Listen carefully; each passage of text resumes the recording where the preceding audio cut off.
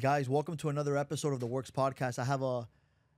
I could say a upcoming mentor for me. I've been following him for quite some time. He is in the commercial space, Mr. Todd Nepola. Todd, thank you for the opportunity to coming down to the Works Podcast. Thank you so much for having me. I appreciate being here. And thank you for the book. Guys, keeping it real on commercial real estate. If you want to invest in commercial real estate, must go grab. Is it on Amazon? Amazon, Barnes and Noble, any book site, Target, anywhere online. Perfect. Guys, it's a must go grab. Todd, thank you for the time. We were just catching up a little bit. I was giving you a little intro of myself. I delve a little bit into your story. I know that you were a trader, Wall Street, made a lot of money, but I think you purchased your first property. Was it in 1998? Yes, For 575,000. correct. Why real estate? Yeah, I get that question all the time, and I want every entrepreneur and every future real estate investor to know it didn't have to be real estate. I was doing very well. I was trading a lot of stocks. I was a stock broker, so we were doing well. The market was super strong, but you were only paid on a commission basis, which is great when you're getting paid, and it's great when you're at work, but if you want to take a week off, you make zero. And remember, going back into the late 1990s, we weren't so mobile and accessible where you could do everything online. So you missed a week of work, you missed a week's pay. So I was always looking for ways to get paid while I sleep, which now the famous word everyone calls cash flow. But I looked into everything, and I tell people I looked into buying franchises. I looked into buying car washes. One of the things I looked into buying, and I almost bought, was a chain of payphones, which thank God I didn't buy that. But I knew real estate because I knew people who own real estate. My father owned a few properties. And I said, that looks like a good idea. And back then, you either went to the newspaper to find an ad or you drove around to look for signs out front. And I found the property that was a foreclosure. And I didn't have a business plan. I didn't have a model. I didn't have a future in real estate. I just said, it looks like a good idea. If I buy this warehouse, it's 12,000, 13,000 feet. It's 7 tenants. There's 4 vacancies. I'm like, this doesn't seem that complicated. You buy it, you rent it, you collect the rents, and you make some extra money. And that's what I did. And it worked out very, very well. And I kept on buying more and more. So I could have gone into many different things, but it just turned out to be real estate because this property was for sale and I liked it. The first property that you purchased, was it near where you lived, or was this somewhere up where were you living at the time? Well, I was living in North Miami Beach, which now is Oh, the so city it's of here. Aventura. So it was very close. It was, I'm going to say it's probably 4 or 5 miles away. And I always tell everybody, I would rather see investors pay up for a property and get something somewhat close to home. It doesn't have to be 4 or 5 miles, but don't look for a better deal 1,000 miles away, especially on your first properties. The learning curve you're going to get is worth a lot more than the return. So I like a first property close. And you know what? That had a huge difference for me because the property was close. I went there, I managed it, I leased it. I got a bunch of friends. I was 25 years old. We painted it. We did all the work ourselves. We loaded dumpsters when we had to clean the place out. And I did all that. Had it have been 1,000 miles away, I would know nothing about real estate. I would know how to hire a manager. So that's how I got my great education in real estate. That one property, was it like, did you just, were you lucky? Did you when you did your numbers, everything just played out perfect? Because sometimes when people get into real estate, especially the first time, they don't buy right. And when they don't buy right, they already get this sour taste in their mouth. The deal goes bad, everything goes bad, and they say, you know what? They hang up the towel and they say, forget about it. This is not for me. Was that the situation for you, or you actually purchased right and it was a good transition into this new niche that you were going to get into?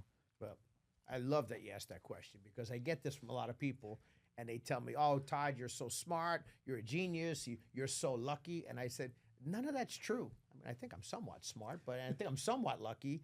But the truth is when you buy real estate, you have to have time. So the day I went to the closing at 25 years old, when I drained my entire bank account down to $50 to come up with the down payment, I took out loans on credit, not loans, but lines of credit on credit cards in case I needed it. I didn't have to use it, luckily, but I had everything ready to go.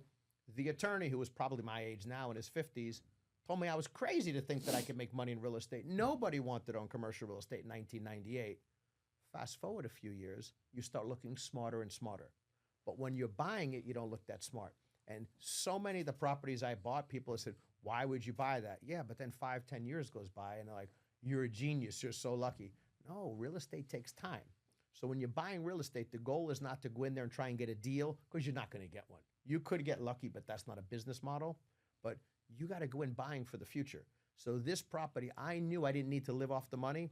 I knew if I owned this one particular property, it would give me enough money that I'd one day be able to retire. It just so happened that it worked out exactly as I thought it would. I bought it in June of 98 for 575. I refinanced it in December of 1998, and back then you could pull your money out. I got $600,000 back out. It appraised for $800,000. I had all my money back plus like $10,000, $12,000 extra, and I was ready to go to the races. But more important, I was getting about $5,000 a month in free cash flow after all the bills were paid, and I didn't need the money. So in January, February, the following year, I looked a lot luckier and a lot smarter, but when I was buying it, everyone thought I was crazy. People laughed at me. No, of course, of course. Now, have you purchased property that doesn't cash flow as much, just pays the mortgage, but you already see the area, and you study the market, that you already know within the next 5 years this is going to be a great investment? Have you purchased property like that, or automatically you're already looking for the cash flow? Well, And I'm looking for cash flow, so I want properties that do have some sort of rent coming in, but I don't really care what the rent is. So when brokers call me and they talk about deals, the cap rate is a 6, 7, 8, 9, that's completely irrelevant to me. I'm looking to see what I could do with the property down the road. So it's not what it is when I'm buying it, it's what it could become. So most of the properties that I buy, I call them value add deals, which means I'm going to do something to make it better. And it doesn't necessarily mean I'm going to do all of it. I'm buying a property right now in an area where they're building 1,000 apartments right next to me. That is value add, but I don't have to do anything but sit and wait, except it'll take 5 years for all these apartments to get done, maybe 7 years at this rate. But when it's done, the value add came in because 1,000 apartments could be 2, 3, 4,000 people that are going to shop at my center. That's value add, but I just have to sit there and have patience. So I'll look like a genius in that area too. That's a property in Margate, but it'll take me another 4 or 5 years before I'm that so-called genius. The properties that you purchase, are they all like commercial shopping centers, or do you do offices, flex style, like how we're in now, or is it just that one niche that you have, just shopping centers, or do you buy?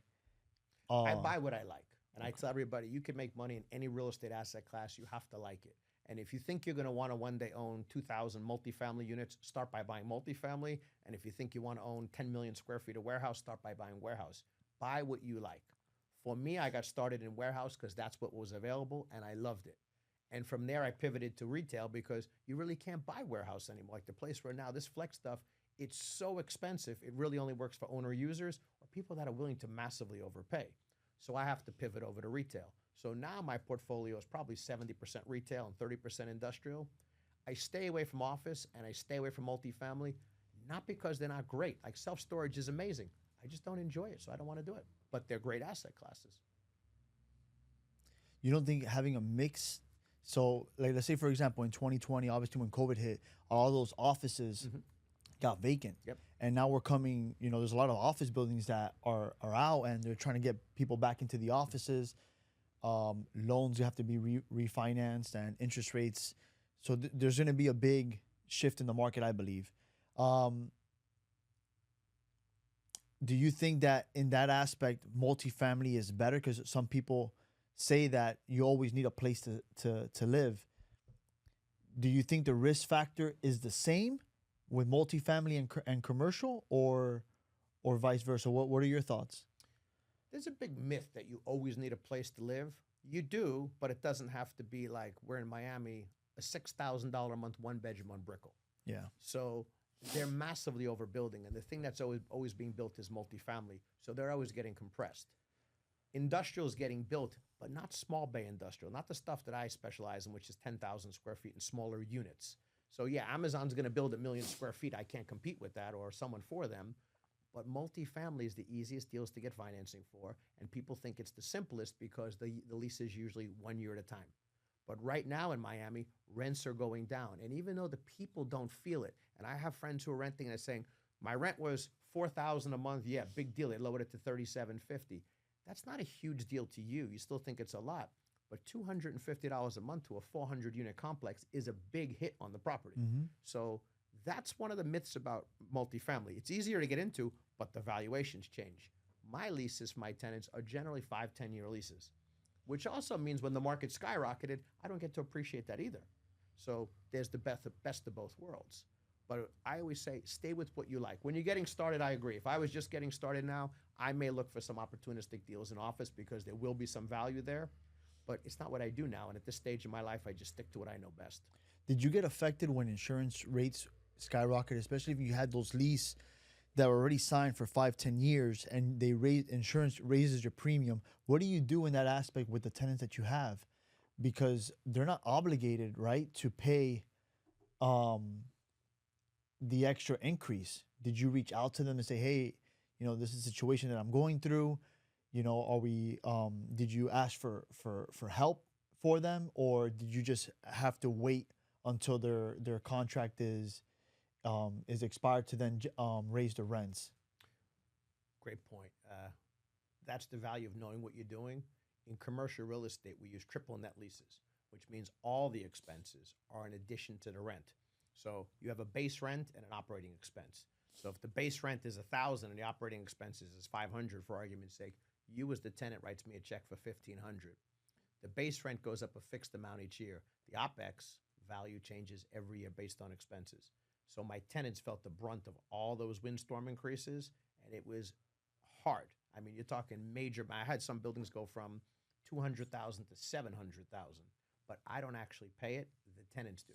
Now, where I pay it is because I can't increase rents, because if you could only pay me 1,500, it's got to come from somewhere. But I pay it that way. But the expense passes off to the tenants. They're obligated to pay it. But luckily, the insurance has been coming back down quite a bit. Yeah, thank God. Yeah. Thank God. So explain that again, the triple net, because is there different kind of leases when it comes to commercial? And if you could tap into every single one, and which one do you think will be more beneficial? Depends on who it's for. So if we go back to multifamily, as you said, we all agree that's the most popular asset class. You're going to do a lease generally of 1 year, maybe has an option for a second. So you don't need a triple net lease because the tenant's going to be gone in a year, or maybe they renew, but it's irrelevant. So because it's a 1 year lease, you know what your expenses are, and you could change that lease value every year. So if you charge me $1,500 a month for my apartment and your windstorm goes up, you could say, hey, Todd, this year it's $2,000 a month, and I got to either pay it or leave. With commercial leases in large shopping centers, office buildings, things of that nature, a tenant's not going to take a lease for 1 year for the most part and invest in a business there. So they want 5-year leases, 10-year leases. Because of that, and I can't control the expenses. Now, I could keep a short leash on waste and landscaping and irrigation and things like that. But when it comes to property taxes, we know they're going up every year. But insurance is such a movable number. That's usually the big killer. So my leases have this OpEx expense in there that every year there's a budget. So if the windstorm went up throughout the course of the year, you're going to owe me money back the following year. So I'm going to send you a bill saying last year your rent was $20,000 plus 3, so now you owe me $3,000 more. And you have to pay that. That's your lease obligation.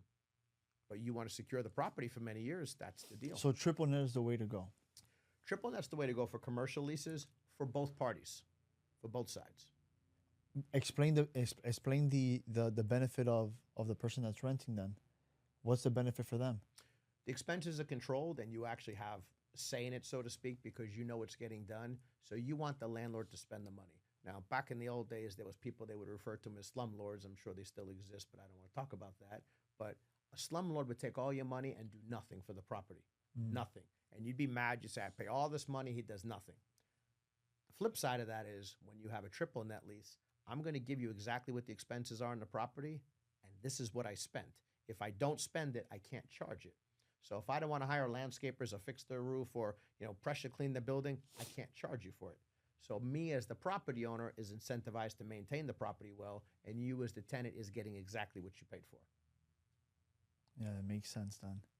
Makes sense. You recently put out a video that grabbed my attention. You were, I guess, in one of your shopping centers, and you were walking, explaining that when you purchase a property, the analogy you gave was potholes, how important, and lawsuits. I never thought about that. I was like, wow, I never really think that. Obviously, there's you know of people that slip and falls and they get the right lawyer and they sue, but I never thought a pothole could actually create such a big lawsuit for you. Is that something that you have experienced before? If you want to share that, and did you learn from that mistake of letting things go by, that you said, you know what, moving forward, these are all the things I want to take care of before I even start putting tenants in? You know, I've always been a fanatic of keeping my properties looking as good as they possibly can. I always want to have the nicest looking ones in the area, but there are things that happen and go wrong. Uh, there's lawyers out there and they're aggressive and they just sue. And I have a lot of feelings about that, as most property owners do. But I had a lawsuit. Someone was in one of my larger shopping centers and decided they didn't want to walk on the sidewalk. So they cut across the landscape bushes. They literally walked through bushes, fell in the bushes, and sued. Hmm. And my insurance company settles because it's cheaper to settle. So maybe the guy got 10 grand, but how do you prevent someone from walking through I didn't want you to walk through the bushes in the first place. Bushes But are there for you not to walk through. yeah, that was the whole point. You're supposed to stay on the sidewalk. So you're going to get sued. I've had properties where I've had cases where they came in with an ADA lawsuit and said, the grading on your sidewalk is 1/4 of an inch off. And it's like, how would I know this? Like, so you always want to stay in compliance, but you got to be very proactive to know these are the things you're going to get sued for. And if they're there, and if you have a shopping center with 20 potholes, that attorney's got you, and you're going to really pay.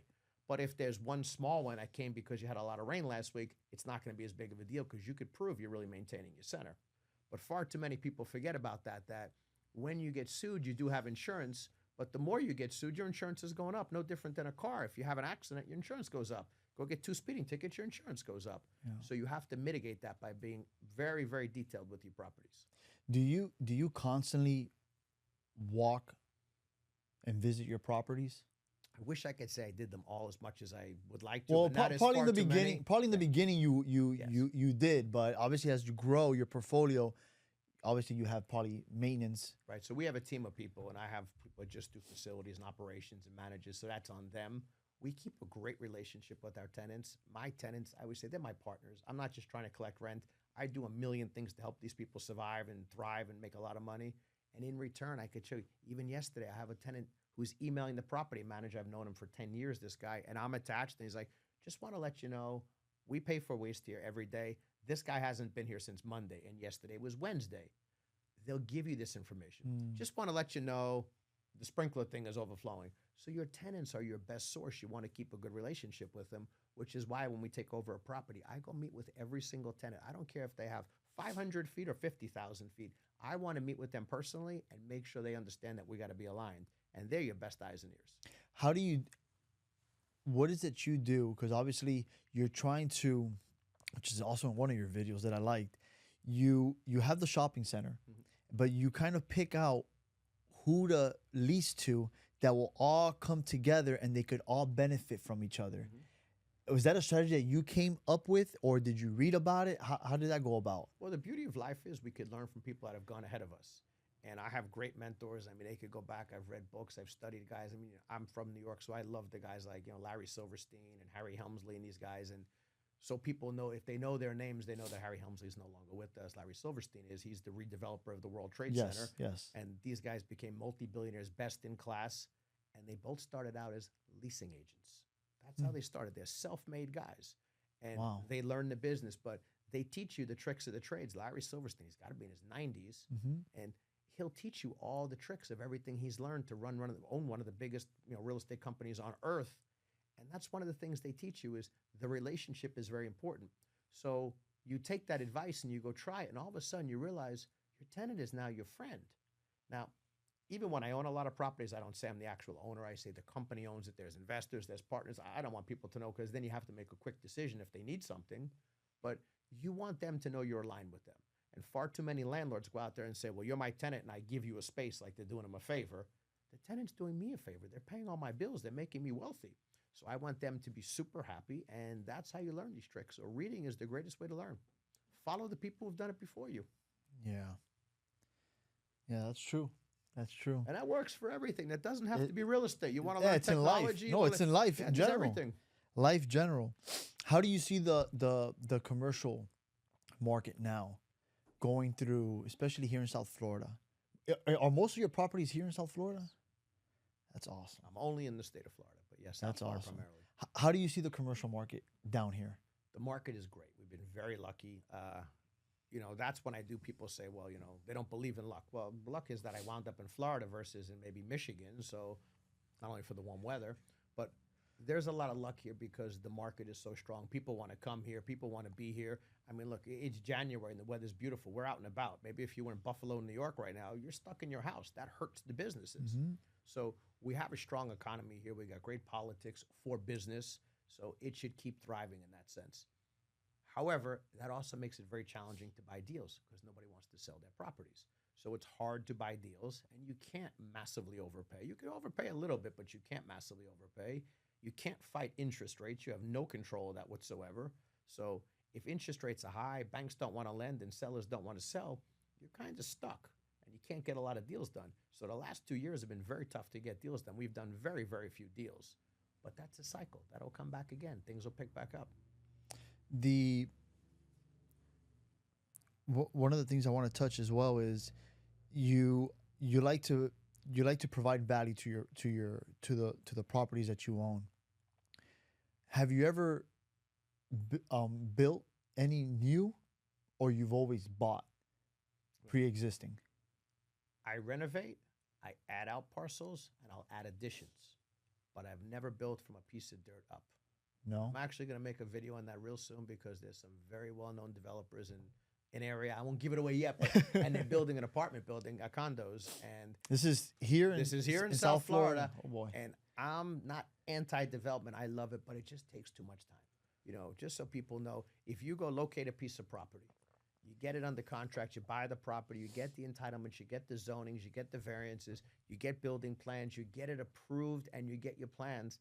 Then you got to build the building. Are they building the apartments on top of the commercial? This is just going to be a condo, but I'm just saying in anything. Oh, okay, it's like condo. all the things you have to do.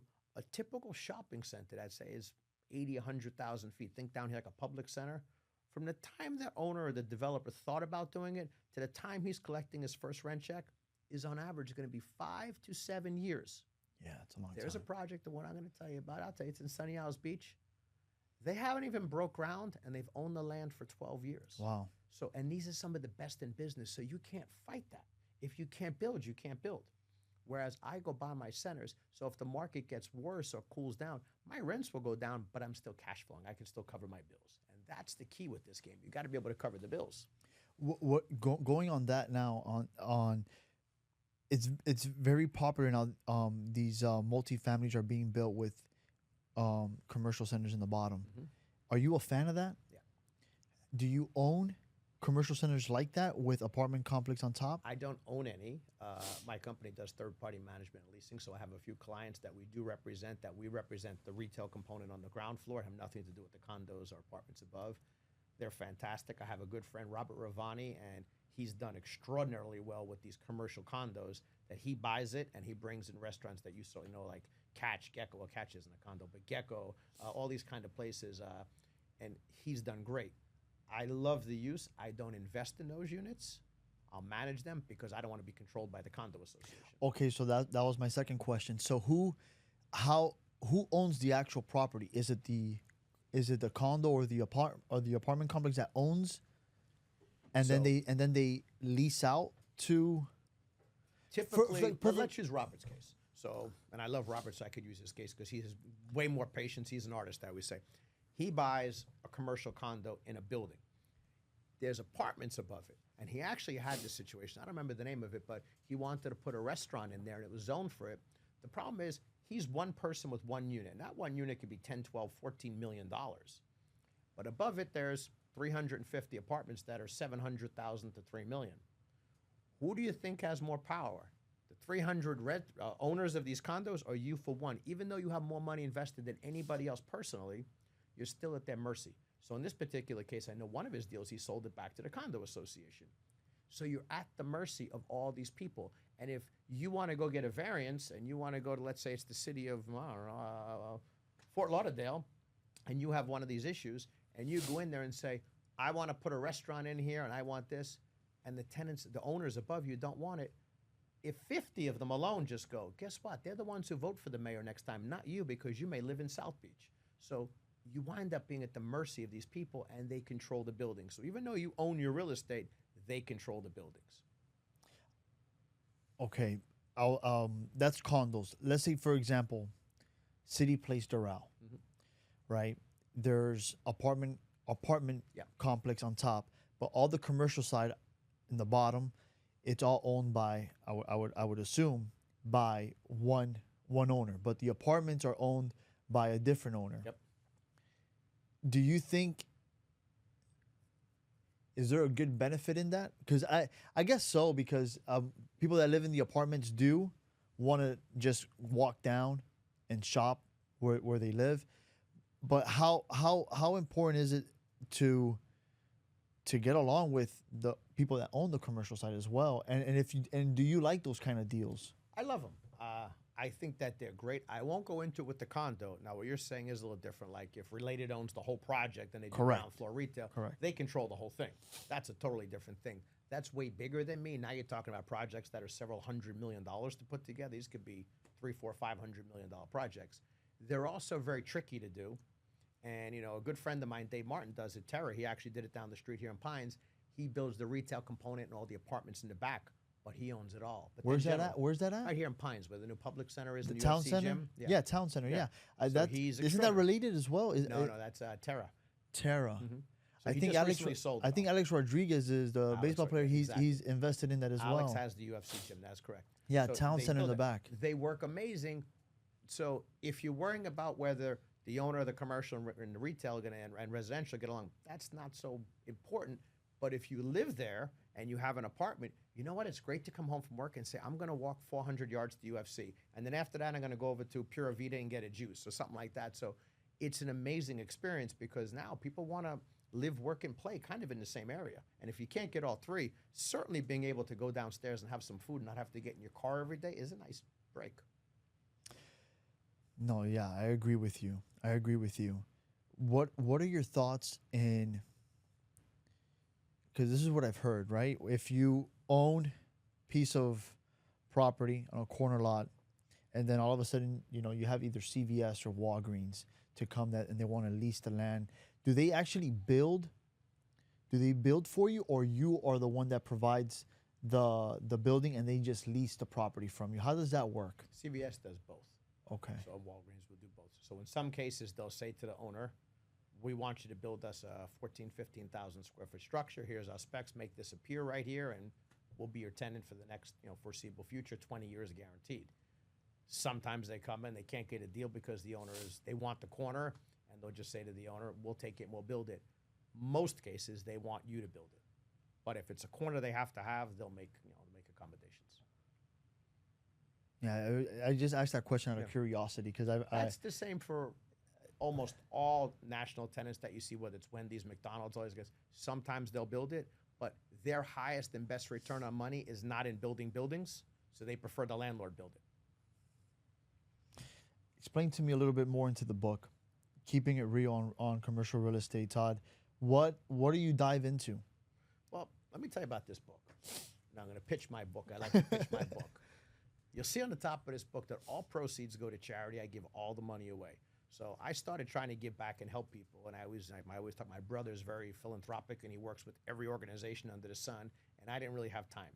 So I started coaching people and mentoring people all for free. And then I would bring interns in and try and teach real estate.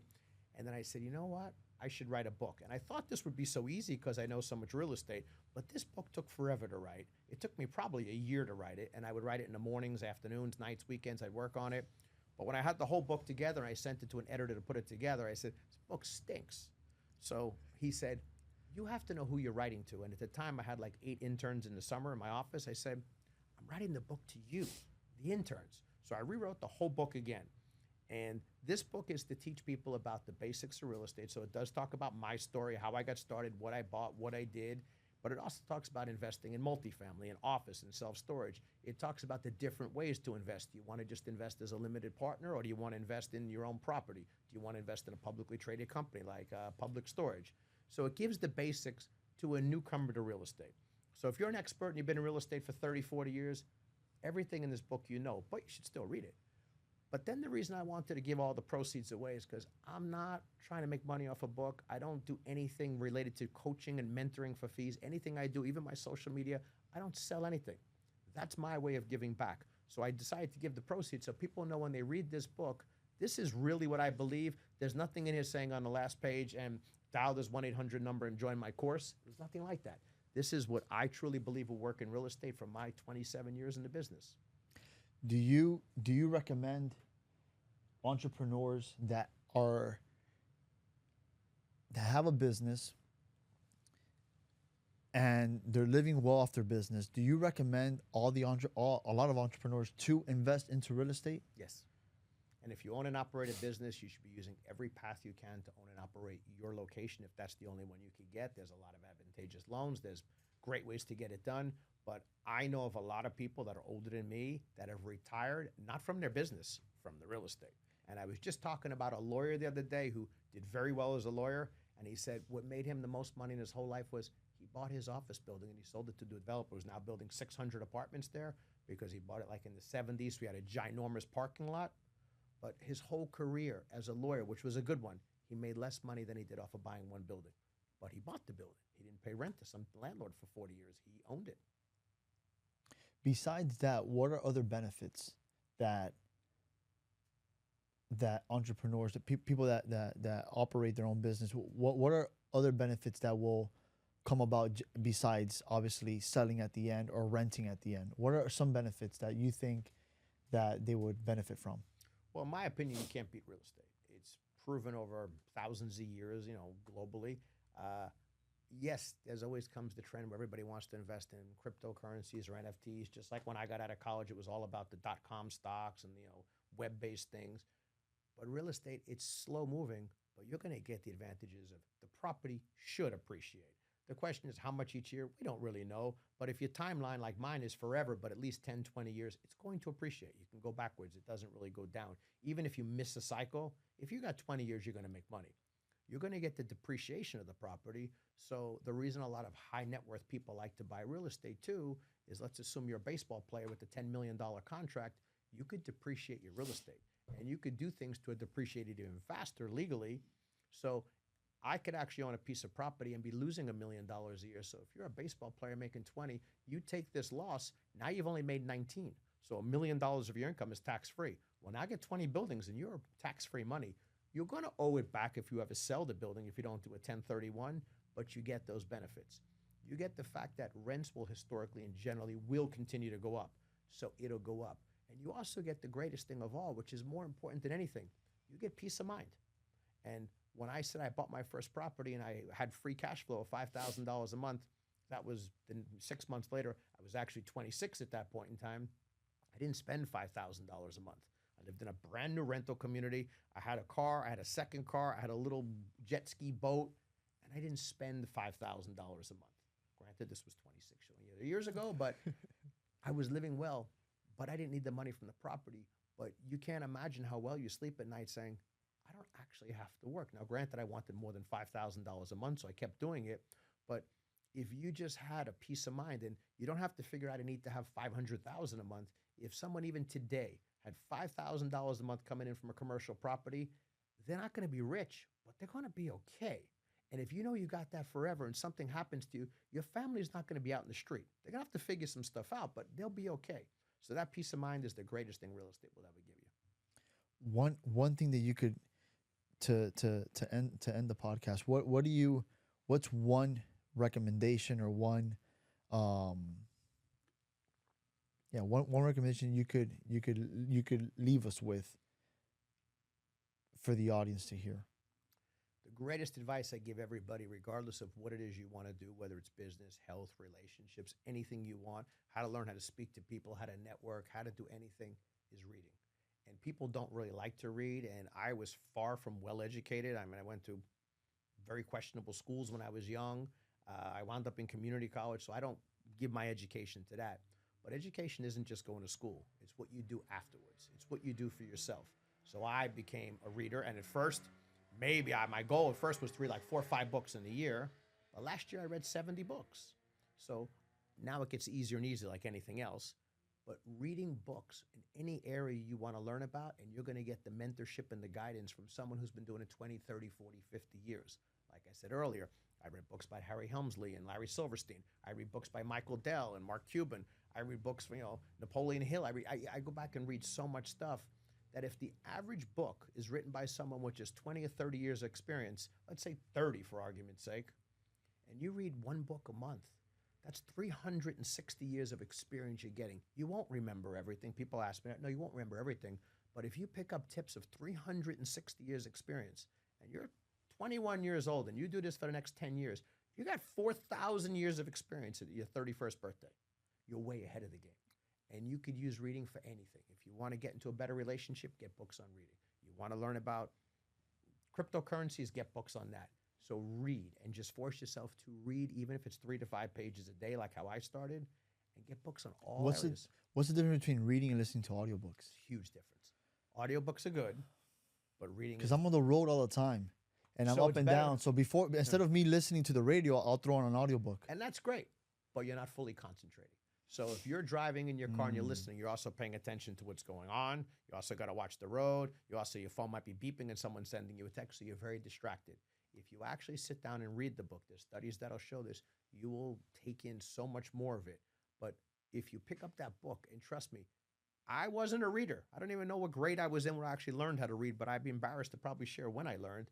But once you start, it gets easier and easier. So if you just start saying, every morning I'm going to read 3 pages, I promise you, after a few weeks, you'd be like, my God, I'm reading 30, 40 pages. Then you'll get a good book, and you'll be like, it's a Saturday, I read 150 pages. It gets easier. But reading the book is actually the way to go. There's actually a thing that came out now that here in the U.S., kids are not, their reading levels have scored down, and putting my son's business out there. My son, Jacob, knows. I try to get him into our Bishop McCarthy right down the street here, and he didn't get in. He scored really high on all the math, but his language arts was high, above average, but his reading was just below. And I told him, Chris, what's going on? And he's like, I did my best. I was like, no, what it is that you're not reading enough. Very smart, straight A student, very smart. I tell him, this is what it is. And a lot has to do with, you're right, with social media. Well, I told somebody the other day they need to read, and they actually asked me, do text messages and Instagram count? I was like, no, it doesn't count. I said, it doesn't count. No, of course not. But, of course not. Yeah, it's more accessible, but your son's a young guy. Like I tell you, I don't think I even really knew how to properly read, probably till I was almost a teenager, because I was raised in New York City schools where they just wanted to push you to the next grade. I didn't like it. But when you read things you like, the problem is your son is being told. That's the key. Yeah, I mean, I don't know how old your son is, but they're saying you have to read. Yeah, so 13. 13. Your son's not interested in knowing what happened 500 years ago in China at 13. But if he picks up a book on something that fascinates him, he'll start to read. And that's the key, to give them what they want. If you gave me my old reading curriculum from when I was in 10th grade, I wouldn't be a reader either. But when you say I could read on anything I want, I could see how Michael Bloomberg started out, built his career, started Bloomberg Terminals, made billions of dollars, became the mayor. Like, I want to know that. So find what interests you, and you see your reading skills will go up, and it'll be the same for your son. Let him read anything he wants, but make it a book. So no audiobooks then? Audiobooks are great as a secondary. It's just not the same. And you know what? A bunch of guys in my office, they're all doing that 75 hard. Yeah. And I love it because part of it is you got to read. It doesn't say 10 you got to pages listen. a day. 10 pages a day. Yeah, but it doesn't say you have to listen for 10 pages. It says you got to read. You have to they're read. Spot on right. Now, I'm not doing 75 hard, but I like that. 10 pages a day is a great way to go. Todd, thank you again for the time. I enjoyed it. Hopefully we could keep the relationship going, and definitely I'll be reaching out to you or to your team on my next commercial property. Thank you again, Todd. Well, thanks for having me. I really appreciate it. And I appreciate what you guys are doing with these podcasts, because you're putting all this information out there, and this is so valuable that you're taking your time to do this. So everybody should watch this. I want to help you promote this, and I think it's great. So keep doing this. You're really changing the world. Guys, go check out. Is it on your link in your bio? It's on my link in my bio too. It's a must grab. I think I want to start reading this today. As you said, 10 pages a day. That's right. And my book even has pictures in it. So yeah, I saw that. Todd, thank you again. I greatly appreciate it. Thank you so much.